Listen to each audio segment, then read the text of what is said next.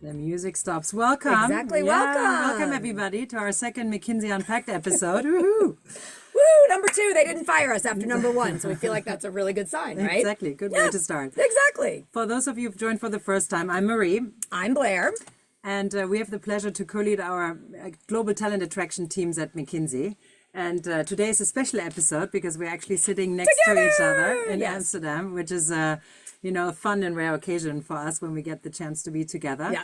But with this monthly McKinsey Unpacked session, what we want to do is really share more about the behind the scenes at McKinsey in a hopefully interesting, and we try to do it fun and engaging format. You can judge. Exactly. There you go. And we will ask you for feedback afterwards. This is our second session. If you were not able to tune in for the last time, we will share with you a link to the recording in the survey that will come out after this session.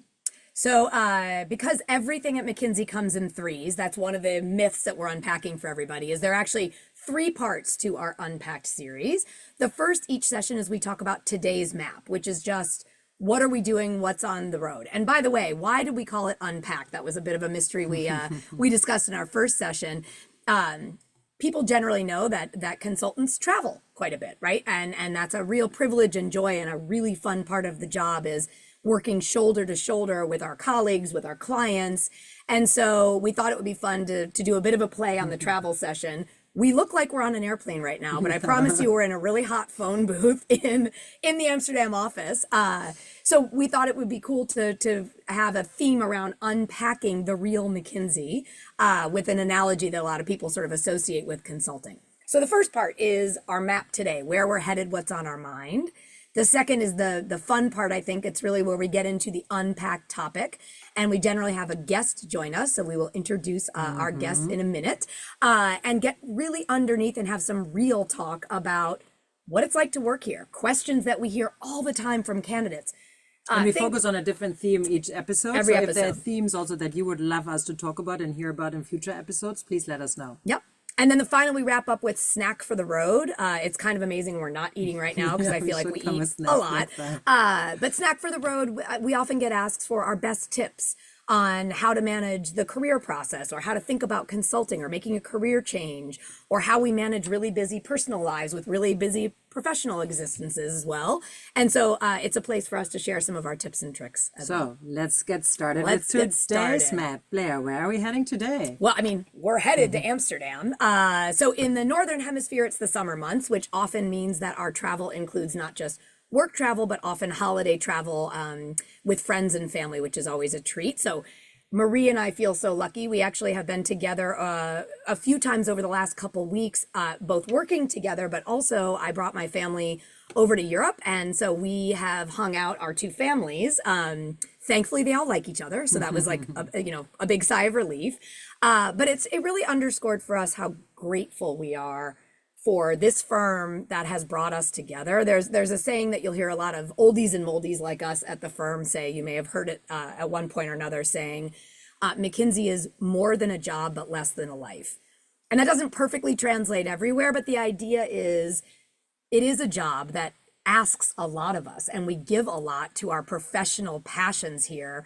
And we also get so much back from that, not just professionally, but personally. And I think our guest today is a great example of a dear, dear friend of ours that we get to work closely with, but we are so lucky to consider one of our dear champions, mentors, and dear friends. So that is something that's really hard to gauge from the outside, but get to know organizations that you're considering. Ask them about how they interact with each other, their relationships. And I think that's one of the things that we really value and feel so grateful about, is that we have been friends for 20 years, which is shocking, and still like each other, which is amazing, and do a role together. And I think we shared that last time. One of the reasons why we stayed for such a long time, for 20 years, is that it's the people that just make this place so amazing. And it's examples like colleagues like Blair sitting next to me today. So speaking of people, who should we introduce? Who should we introduce? Exactly. Let's move to the fun part, and let's make sure we really spend the bulk of our time today on our amazing guest. If we can spotlight him as well. Exactly. We need drum rolls.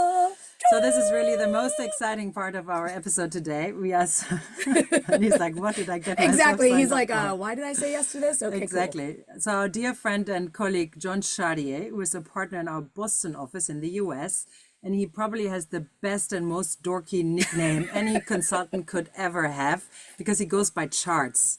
So Charts, the first question I have for you is actually, did you have that nickname before you joined McKinsey, or did it happen in the consulting McKinsey world? That's right. Did you pick it up after making, in fact, 20 million charts and thought, hey, there's a Thayer there. What can we do? It's so funny. No, I did not. I picked it up as a business analyst Okay. in my, I don't know, probably 6 months in, where the partner at the time on that project said, my college roommate had the same last name as you, and we called him Charts. And for somebody who makes charts for a living, it just fits. So I'm just going to start calling you Charts. Okay. And it That's stuck. awesome. That's great. And That's so great. now, glad to- it followed me through business school. It followed me back. And now everybody here, all my clients all call me that, either Charts or John. So it all, Okay. it We'll just stick with never Charts. never We'll went stick away. with charts. If that's okay with you. But all kidding Yeah, aside, of tell us course. a bit more about yourself beyond your nickname and Yes. that you're making a lot of charts and you like doing that. But how did you end up at McKinsey, and why are you passionate about the work day to day? I'm happy to. So I wound up at McKinsey because I think it's the best job in the world in general, and then in particular for people who have professional ADD. And I have no idea what I want to be when I grow up.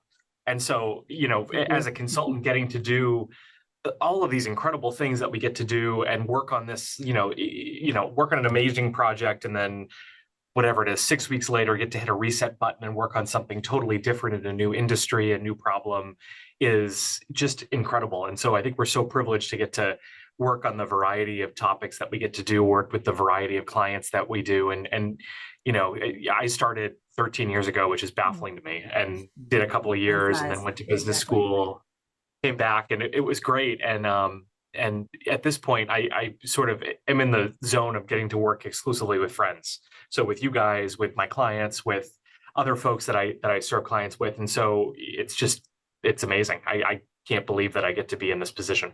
And what industry have you specialized in? I do mostly life science work, although to be fair, the last year and a half or so, it's been a little bit of a random walk. And so I've served banking clients, I've served software clients, I served a video game company. It's kind of a whole variety cool of mix. things. Yeah. It's very So neat. I think that's something that I certainly didn't appreciate until I joined the firm, is really understand that even at our most senior levels, you are continually sort of reinventing yourself. So yes, you develop your story of your expertise over time, but the industries that you apply that in, the client base may change, you may completely pick up a new functional area. So I think that's a great testament to that, Charts, that you are continuing to do that. The random walk never ends. The random walk never ends. And I love what you said about sort of professional ADD. I think many of us agree that this is a place that it doesn't just allow you, it actually encourages you to try that random walk. And it's very rare to think about another job where you could be within the same four walls or even the same seat and be doing so many different things throughout your career, which is pretty cool.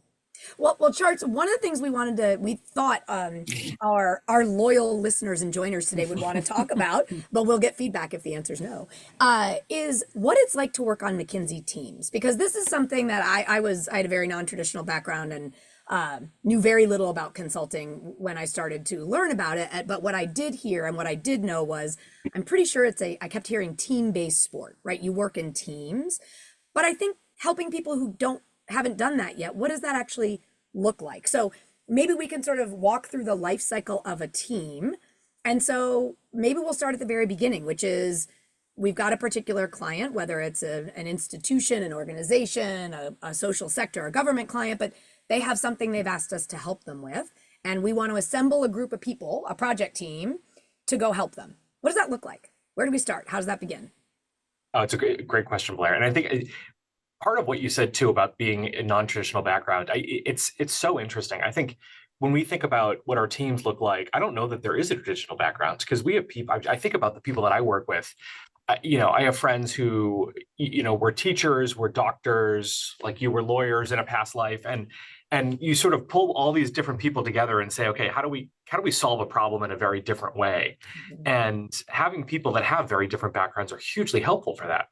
And so for us, when we think about, how do we start to pull a team together for solving a problem, you're going to you always have a project manager who is going to be the person that's on point for helping to pull together whatever the solution is.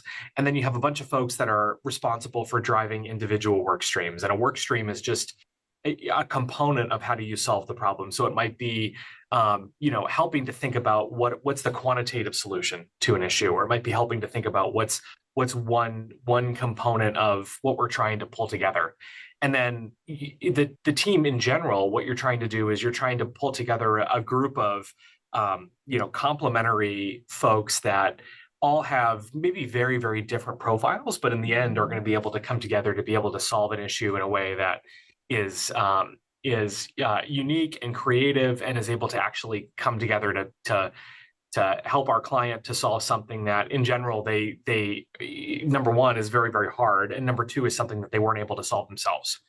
And so it's really interesting, and it's sort of for me it's the double-edged sword of consulting, which is number one, you get to work with all of these incredible people on these teams, and two, it's a little bit like trying to catch lightning in a jar, because you might work with this incredible team and the timing may never work out that you work with that exact same team ever again. But you get to work with a lot of other incredible people.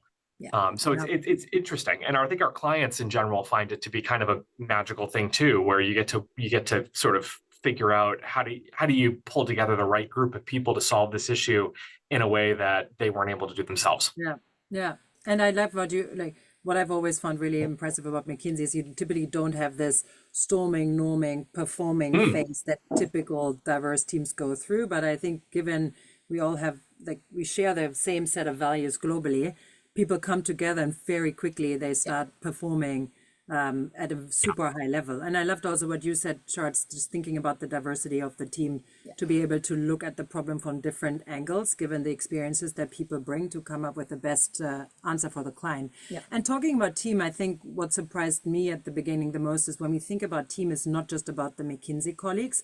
What is the role of the clients in the teams that you have working around? Oh my God, awesome question, Bria. For me, the best teams that the best projects I've worked on have been ones where if you walked into the team room, you couldn't tell the difference between the McKinsey folks and the clients. Oh, that's great. That's cool. If you're sitting around the table and you're problem solving, you're up at the whiteboard, you're trying to figure out what the right solution is. It should be a team sport in the way that it's integrated between what we're doing and what our clients are doing. Because at the end of the day, it's the same solution. Like, we want our clients to be successful.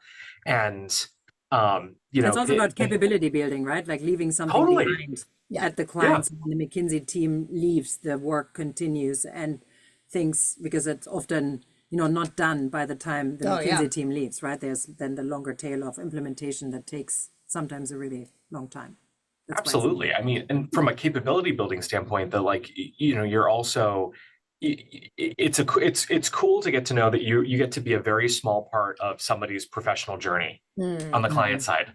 And so it's for me, it's been really cool at this point. Like I've got to work with folks on the client side who I've become really close to. I had one client in particular who, I worked with, I don't know, probably 10 years ago at this point, and was a project manager, and now she's a C-level executive. And when she got her most recent job, she called me and said, I'm calling you because we did this project together. You have no idea the impact you had. When I got this new job, I called my husband and then I called you because you have no idea what an amazing impact you've had on me. That's not unique in any way. I think many of us who work with clients every day have that same type of interaction with folks, and it's really, really unique, and it's a privilege. Yeah, and this idea that you literally sit around the table with a mix of McKinsey people and client people, because of course that's how you solve problems together. Is that true, Charts? So I can imagine people who maybe would be a new consultant. Do you feel like you get that client, that sense of really building that strong relationship and really helping your client? Do you get that from the early moments on a team, or do you feel like, no, that's more later and as you become a more senior partner and you're counseling people? Oh my God, it's from day one. I mean, that was the thing that for me, for joining McKinsey was so exciting, is everybody I talked to. And by the way, for folks that are thinking about joining, I think, what you guys set it up really well early on. Use it as an experience to figure out, do you click with people? Because I think that's going to be your biggest inclination for, is this going to be the right role? But, early on, number one, I did feel like I clicked with people. I felt like these were people that I could see myself working with every day. And then two, I felt like in conversations with folks, it was going to be something where from the beginning, I was going to be in the arena from day one. And it was totally true. I Which think can be about, scary, by the way. I think we have to be honest Yeah. sometimes that there is Yeah, a yeah. Challenging, yeah, right? there is. It's But that's how you learn, right? Out of your That's how you comfort learn. zone. That's That's how the you where learn. your fastest learning actually happens. But true. that is sometimes scary Yeah. and uncomfortable. But That's a good point. Yeah. I want to pick up on something, Marie, you said, which I think was a big aha for me as well, is this really weird moment where a very diverse new team comes together together. and works. You've got people from different cultures, often different offices, totally different backgrounds. And within a day or two, you sort of feel like, oh yeah, we've been working together forever. So that is a little bit of magic, which is great. We don't want to give away all the secrets, but Charts, can you talk about what are some of the ways that team leaders, you mentioned the project leaders and like the partners how do you do that? Because it's not just magic, right? I think we have to be pretty thoughtful about that. What are some of the ways on the teams that you work with and run that you help get people moving together as a team? Yeah, where do you start? Quickly, And how where do you start? Exactly. Yeah. It's a great question. I think two pieces to start with, and then we can build off of that. I think the first thing is our shared values are a really strong part of that. So the fact that we as a firm have a really strong set of values means that we together know where we're trying to go.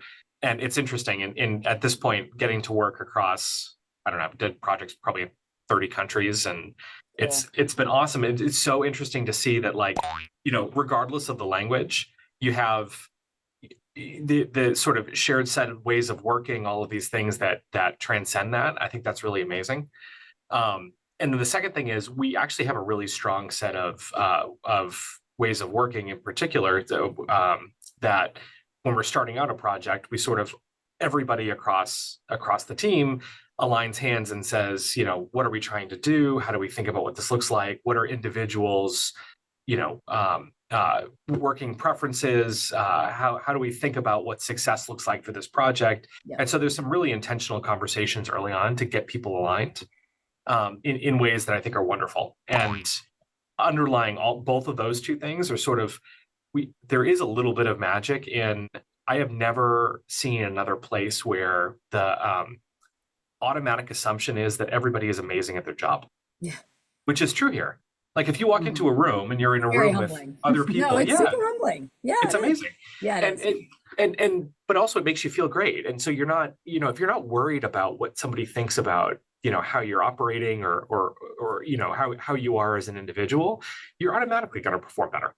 Yeah, I love that. And I think that was another surprise. We'll talk maybe a little bit later. We'll try and coax some myth busting out of you, Charts, because that's one of our favorite things to do with our I love it. Yes. But that was prepared for it. exactly, that was one for me, as I assumed that it would be very competitive and that people would be sort of sharp Me elbowed. too. My God. And Yeah. it's almost weirdly the opposite, right? That Completely. we are wired, and I think to your point, Charts, it's both structural things like we have these rituals we do as teams, and that sort of gives us the common language, but it's also our values and our culture, all the way down to literally how our performance is measured. Each of us in all of our roles, internal roles, client-facing roles, are measured in part on, do we make other people successful, which is a radical, it sounds so simple, but it's actually a pretty radical concept. So I agree. And once the team has started, Charles, how does the day-to-day typically look like in a normal week, and how do you as a partner interact with the team? So the day-to-day, it's so interesting. The thing that I love about it is I have no idea how to describe it can be so different. The things that are almost always the same are, we're with clients all the time. We're helping to solve problems, but it could look so different on a spectrum of, we could be doing client visits. We could be problem solving on a regular basis. We could be, helping to figure out what a client should be doing on a day-to-day in coaching. And so that part of it is wonderful. I think the way that I spend time is whenever I'm in at a client, I try to spend time in the team room and figuring out, what are we trying to solve? What are the priorities? What are the biggest challenges? How do we figure out together? How do we solve that? I spend time with clients, which is the thing that I think everybody tries to do. And so trying to figure out, what is that individual trying to do professionally? How do you build a relationship with them? What are they trying to solve for? all of that, which is wonderful. And then I think trying to figure out for each of our team members, how are they developing? What are their priorities? How can I help coach them individually? Because Blair, to your point, like, so much of what we do is helping to develop people. And so helping to spend time to think about, both for our colleagues as well as for our clients, like what are the things that we can do individually to help that person grow and help that person continue to develop professionally. Got it. So are you, if I'm, let's say, a newer consultant on the team, what might, and again, it sounds like the topics, and I agree with that, are always different, but what might, maybe pick a sample day on a recent, maybe that's easiest, just pick a day on a recent study that you, or a project that you've been working on. What did it look like at, call it 8:39 in the morning, people arrive at the team room, go. Okay, love it. I will pick end of last week. Was that a client? Okay. Our team came in, and our client right now is going through the process of setting up their strategy for the next 5 years. And so the way that pretty big undertaking, but okay, great. Well, and to be fair, like they do that every year, and they're sort of to varying degrees of granularity and success.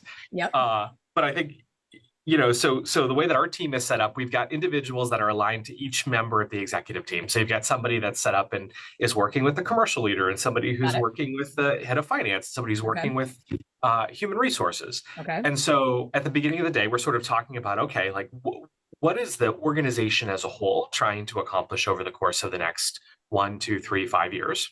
And then as a result of that, what does that mean in terms of what we're trying to achieve individually?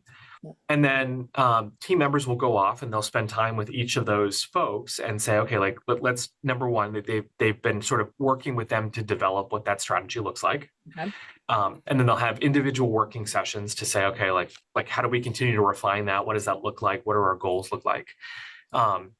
So they sort of, call it 10 o'clock, would go off and do that, would come back together. We'd have a couple of hours of problem solving to say, okay, like what are the themes that we're seeing that are emerging from each of those discussions? Okay. Based on that, what are we seeing? Where are the areas where we think we can continue to help them? And then it probably broken into a couple of buckets. The first being, where are the areas where we think we can continue to support, should continue to push, where areas that, we're seeing maybe some divergence across the organization. And then, where are the areas where individually we think we could help, because each of these individuals has to then go and present to their peers. Mm-hmm. Yep. And so what does that mean in terms of the areas where we continue to help them in terms of development and coaching and on that? And then would sort of go back and have the next level of conversation, and then think about, what does that look like in terms of the report out? So at the end of the day, we then came back together and said, okay, we have to now present this now this week, so on Thursday. And so how do we start pulling together what the materials look like for actually having that conversation with the CEO and the sort of group broadly? Got it. I always liked it. What I always liked when I was working in my early consulting is that no day ever really looked the same. Sure. Oh, that's was amazing. A wide variety of different elements like analysis, team problem solving, interviewing clients, trying to, work with clients through maybe diverging viewpoints, big presentation, workshops. It was like the whole spectrum of anything you could think of was at some point in the project always there, which is just so great because you just develop such a broad skill set. Yes. And when, like thinking about Blair said at the beginning, though, let's look at the full project life cycle, thinking about the end of a project. How do you end a project? How do you wrap things up with the client, but also with the team? Do you stay in touch? You already said it's like catching lightning in a jar. I don't quite know what that means. It's maybe an English saying, but I can understand what you mean by it, but I've not heard this one before. But so like, do you sometimes work with the same people again? So how do you wrap it up, the project, the client, and then the relationships with the people on the team? That's a great point, Marie. So it's interesting, and our clients, our clients are clients for life. So when you wrap up a project, I think what you're trying to do is set people up for success. So you're trying to figure out, how do you best build capabilities? Sorry, sometimes you see us smirking, but I don't know if you hear that. My computer is making really funny. I'm hearing, it sounds like a spring. I don't know what it I'm is. trying to ignore it, but I just, are You you hear here it too? too? Oh, sorry. yeah.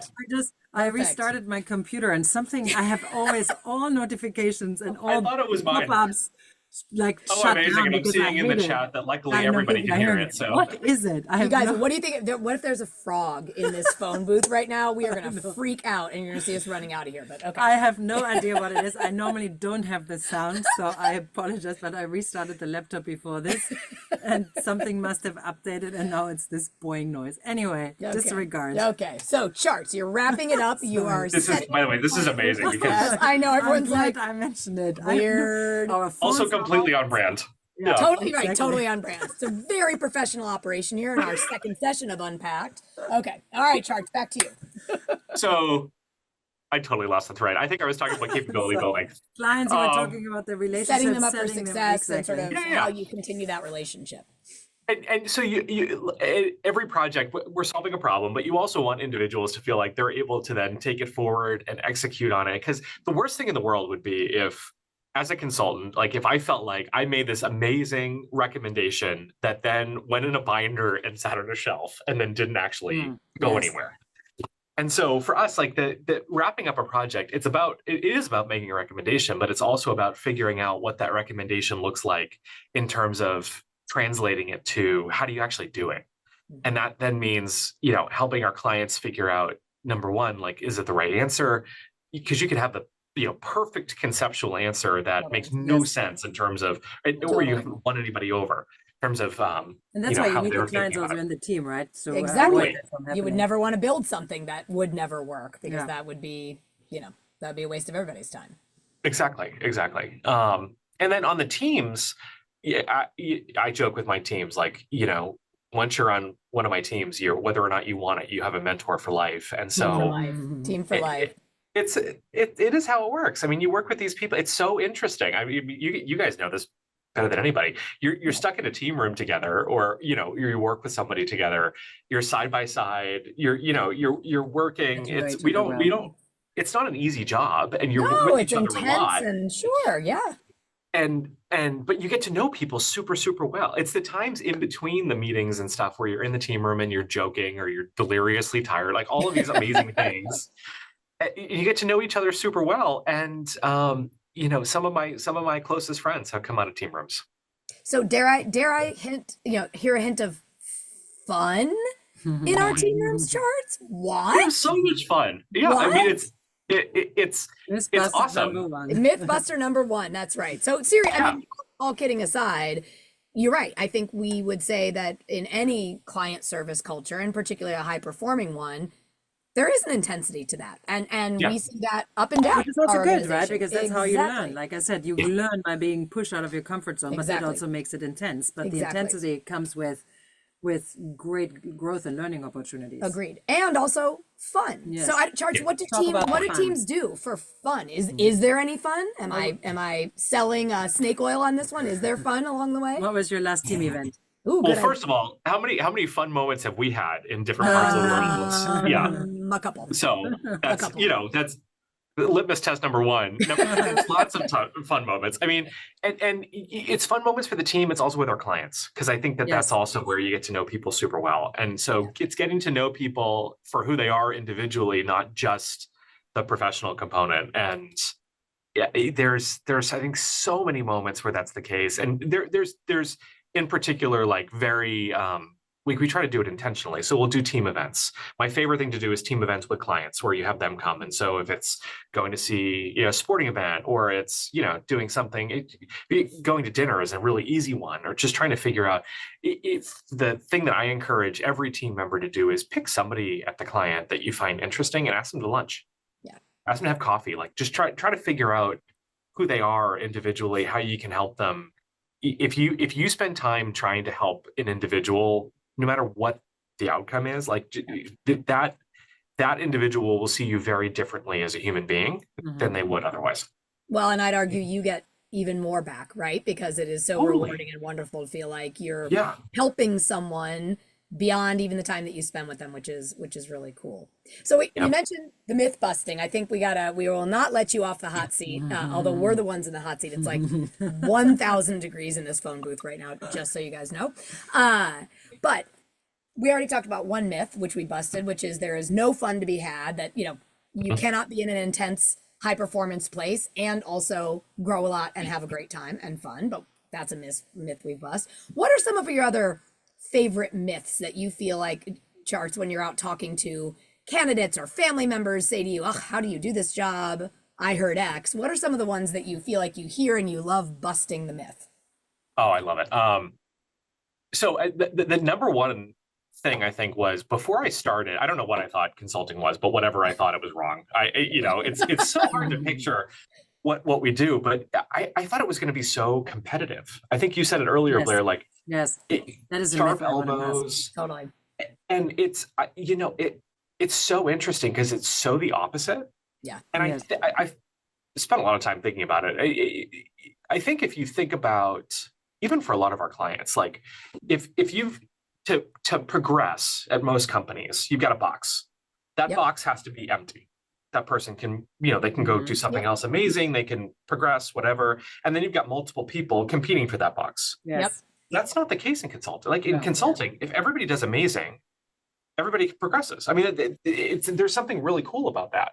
Yeah. And so also, like, we're a little bit of a leadership factory. And so the idea is not that everybody who comes in is going to be here for their entire career. That's just like not how we operate. That's right. The progression is not linear, right? Including it can take a path outside of our firm, which, sorry, did this, which many, actually the majority of people. Yeah, exactly. Don't we have an amazing alumni network. Amazing with people in incredible roles who've become leaders in bigger Change global makers, organizations and the government and social sector entrepreneurs, and that's okay, because I mean, some people love the consulting path and they become, like you, Charles, they become a partner and a senior partner and a great leader at McKinsey. You're never allowed to leave.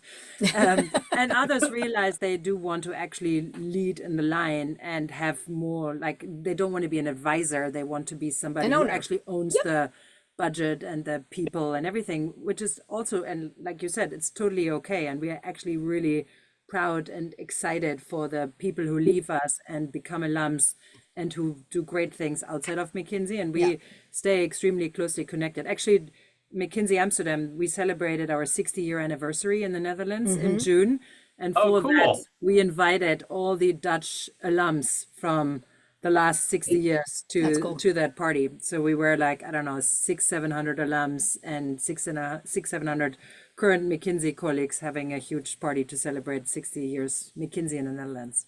So another way of saying, I mean, you said, you're right, Charts. I had the same incorrect assumption that it would be really competitive.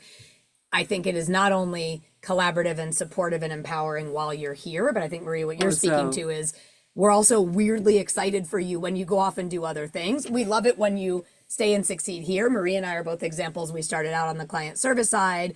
We actually like running things as well. And so we now are helping to work on internal roles. And I think that for us has been incredibly rewarding, but it is a place that I was surprised. We celebrate even when people say this is not the next step for me, I'm going to do something else, which I found really cool too. Maybe before we go to the last section, just with an eye to the clock, maybe let's bust one other myth, which is around staffing.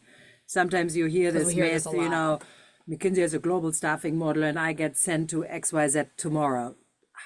I, as a consultant, I have zero choice about which project to go on. And, I'm being told to go somewhere in the world on Monday. Yeah, that's entirely true. You have no control over your life. Thanks, Charles. Well, again, on that note, everybody, goodbye. No, he's joking. No. If you don't know Charles, he's joking. He's kidding. I'm totally kidding. But it's a great question, right? Because I think I hear that a lot from candidates, and the answer is it's so interesting. So we have professional development, who are folks that are responsible for helping. They're basically matchmakers between engagements and potential team members. So projects. So whenever you have a project, they're the group that helps you figure out who to put on, what projects work for which set of people. They help both partners like you put your project teams together. They help individuals think about what's your next step. What do you want to do? Okay. Yep. And they're amazing. And so it's so funny. Just as an example, I remember when I started, I said, I came into this, I want to do a random walk. The only thing I don't want to do is healthcare. And so, of course, how'd that work out for you? It worked out amazing because now I do it. And so my first project was a project for a cable company, which I was super excited about. And then I said, I really would love to try something with marketing because that was what my undergrad degree was in. And so I did a marketing project for a luxury car company, which sounded super cool and was like, not so cool in practice for a bunch of reasons. And then so my professional development manager at the time called and said, okay, look, I know you said you don't want to do healthcare, but I have this amazing project and you should I'm not going to, I would never force you to do anything. You should really do this project. And I trusted her implicitly. I said, okay, I will try it. And the stars just aligned. I mean, it was like the perfect study. Everybody was amazing. The clients were incredible. And it completely changed my trajectory of how I thought about what I wanted to do at McKinsey and in general. And I've done healthcare ever since. And so there is this amazing sort of thought partnership that's involved. Yeah, they're amazing. Our PD colleagues who just know so well Incredible. What is good for you and what your strengths are and what would fit best in your development and trajectory. A big shout out to our professional development colleagues. Yeah, completely.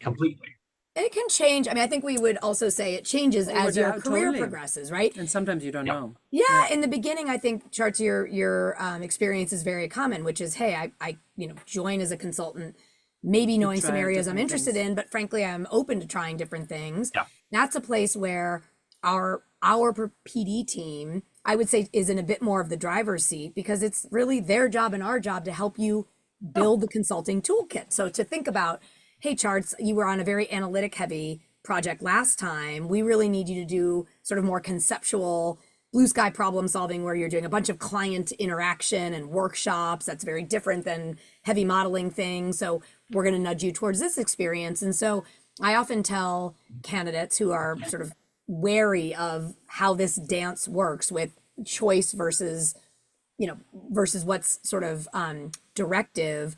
I think the balance is very appropriate early in your career. The balance, you are more directed in terms of your staffing, and that's a good thing for you. Of course, as you then start to discover that you love healthcare in a way that you never thought you would, as you connect with a particular group of people and you think, wow, these are some amazing client service professionals and people developers, and I don't really care what they work on. I just want to work with them because they're amazing. You start to naturally build your sense of what you're interested in. And that's a bit when the pendulum starts to shift. And I think, you are much more in partnership with your PD team saying, here's what I'm solving for and what I'm excited about. And they are then more advising and counseling you around, great, that sounds terrific. Hey, I still think you could use building a toolkit around this. So I would advise you to maybe pick this study instead of that study. So it really is this balance, which I love, though, the idea. Nothing here is ever truly black or white, all or nothing. We embrace and love the gray. And so I do just maybe a piece of advice from the three of us who've been around here collectively awfully long time, that anytime you hear the sort of, you will have zero control or, everyone will be competitive, superlatives tend to never tell the entire story. So that's often a tip we give people when you are in the career searching mode, to not take those superlatives on face value and really start to ask the why questions behind it. Yeah. Well, talking about tips, maybe it's time to move to our last section, which is the snack for the road. Snack for the road. Finally, some food. Charles, thank you so much for this super insightful look behind the curtains of the McKinsey team and how it all works together with the client. Hopefully some of our listeners today in our previous episode might be interested in joining McKinsey at some point, and we did see some of those chats pop up while we were talking. Yeah. So for those that might be interested in pursuing a career in consulting, what is your snack for the road? What is your tip or your advice to those people? Good question. So I've seen a lot of the chats about prep for consulting and it's not just for us, it's for anybody applying to consulting. I would say number one, like we've got a great interview portal, an interview prep portal. You should absolutely go there. Lots of great sources. It's, it comes from the same place that actually does the interview. So really good components. But I would also say, like, pick somebody, anybody. It could be, a friend who's also interviewing for consulting, could be a roommate who, may not be interviewing, but is somebody that you trust and can help you. And as you're prepping, number one, every minute that you spend doing case interviews is a huge ROI, because, I think I speak for all of us, like, they're not hard. It's building a particular muscle that takes time. And so doing it with a person is going to be hugely helpful and much more successful than trying to do it yourself, to a mirror. And so I would just say, spend as much time as you can, find somebody else, and then, make more each fun, other right? better. Preparing together. I Yeah, remember studying exactly. for exams at university in the library together, right? It's also a little bit more fun when you prepare for stuff together. Completely. And the other thing too is, like, if you enjoy doing case interview, you're going to enjoy the job, because Yes. case interviews are really just, they're examples of what we do every day, which are, how do you solve problems? And most of our cases are actually, they came from actual studies. Yeah, that's Yep. why I So it's a always good litmus describe it. test. If you are if you don't like that process, that step in the process, like preparing for the case and like thinking through how would you break down a problem into digestible pieces, then maybe consulting is also not the right profession, because this is what you actually do in the team room every day. Yeah. And then I also exactly talk about it always, like you said, Charles, it's a muscle that you just need to strengthen. This idea to you have an issue, and how do you then, break it down so you can start looking at possible solutions Totally. and answers. And I think, again, I know we busted some myths, but I think an important one there is this sense that you somehow have to have business knowledge or business experience to do that. Absolutely not. Charts called me out. I'm a lawyer. I was a literature major as an undergraduate. I worked in nonprofits and journalism. I mean, I could pretty much not have any less private sector business experience when I interviewed for McKinsey, but that wasn't what McKinsey tests. It Right. wasn't back then, 1,000 years ago when I interviewed, and it's not today. Instead, it's how you think critically. Yes. How do you think critically about a problem, which we do all day, every day as human beings in the world? And how do you lead yourself and lead others to help break down that problem and solve that problem? Yeah. So I'm sensing maybe a future session based on feedback we hear might be fun to do not exactly a prep session, but sort of let's get underneath the hood of preparing and what it really means. Cool. Yeah. To interview. That's a good one. So maybe Yeah. if we didn't scare you away, Charts, we might have to coax you back for that one. I'm totally in. And Blair, I just want to build on something you said, which is, I think the best reflection, we don't care about what you know, we care about how you think. That's Yes. And I our love clients, that. by the way, the same thing. Like, we will never know anywhere near as much as our clients do about their business, Such a but good they're point. bringing us in to solve a problem. That's And right. so it's, absolutely. Love it. Well, thank you. That's it This for was today. fun. Yeah. Thank you for listening. This is awesome. Hopefully we've unpacked a few things. Please keep the feedback coming. We are sorry that we can't respond to everyone's individual chats throughout but we promise we will follow up, and please And we follow read up it with and us. we will use it to Yeah. shape future sessions. Yes, give us your feedback. Stay tuned. Next month, August, we'll be back for our 3rd episode. And if we're of still stuck in Unpacked. this phone booth, someone send help. Yeah. Thanks, you. Charts. Bye all. Bye. Thanks, guys. Bye.